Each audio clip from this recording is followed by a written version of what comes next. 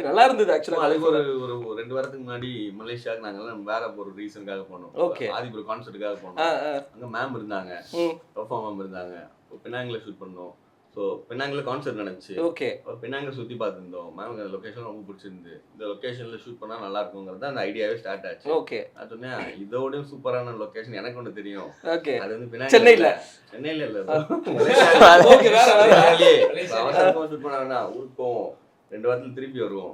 இன்னும் பயங்கரமான ஒரு லொகேஷன் கூட்டு போறோம், அங்க ஷூட் பண்ணலாம்னு சொன்னதுதான் மேலக்கா. சோ இது பின்னாங்க வந்து ஒரு நார்த்தன் சைட் ஆஃப் மலேசியால இருக்குது, இது ஒரு சதர்ன் சைட் ஆஃப் மலேசியால இருக்குது. அங்க போய் நான் ஷூட் பண்ணிட்டு பண்ணல, ஒரு கைடாவும் இருந்து அவ்வளோ ஃப்ரெண்ட்ஸ் அவருக்கு. எப்படின்னா லோக்கல் ஃப்ரெண்ட்ஸ்.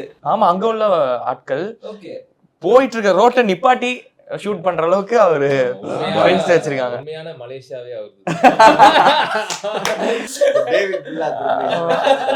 அந்த மாதிரி ஒண்ணு போட்டு எடிட்ல போட்டுருவாங்க.